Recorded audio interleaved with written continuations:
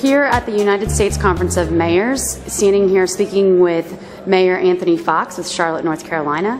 Mayor Foxx, please tell us about the energy efficiency initiatives that Charlotte has implemented to date. Well, Charlotte, North Carolina is working as hard as we can to build a sustainable community. And we've done several things in the last 7 months since I've been mayor to try to advance that agenda. First thing is that I signed the U.S. Conference of Mayors Climate Change Agreement, which had not been signed by our mayor for the last several years. And that had triggered a number of events that have been subsequent, including an application for energy efficiency development block grant funding. We've got 17 projects that we have that will be part of a $6.7 million development block grant process.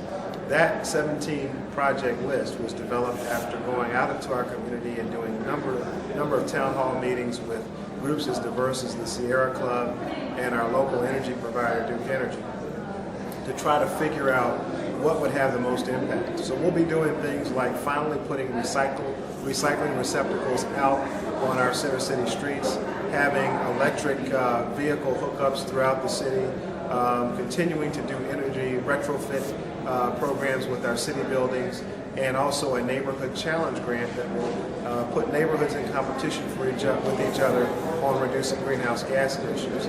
We're also working to clean up the city's fleet. We're working hard to make sure that our neighborhoods have amenities nearby, and we're trying to build out our sidewalk system and so forth so that we can reduce travel times in automobiles. And transit, of course, is a big part of our strategy in Charlotte. And so what do you see as what have been the challenges for you with energy efficiency, especially as it relates to retrofitting and going back into the community, into existing buildings? Well, the challenge with retrofitting generally is that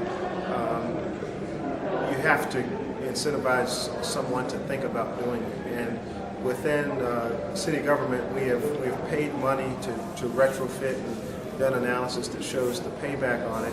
But really the huge gains are out there in the residential area and the commercial area, and making sure that as new buildings come online, they do have the kind of innovations in sustainability that allow to move forward. But there's an awful lot that has to get done to retrofit previously built projects, and it takes money. So we're looking at things. We just had an announcement before I left Charlotte with a project that's going to allow some of our existing residential and commercial users to actually fold the cost of the retrofit into their utility bills.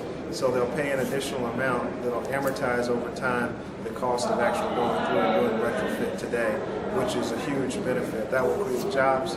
It will also reduce light bills over time. Now, is that something that's headed then by Duke Energy? Was this program headed by them and initiated by them? Duke Energy is part of that collaboration. We're also working with Southeast Energy Efficiency Alliance that has just been announced, and the Department of Energy is supporting that alliance with a $20 million grant, which will be spread across 8 states within that region.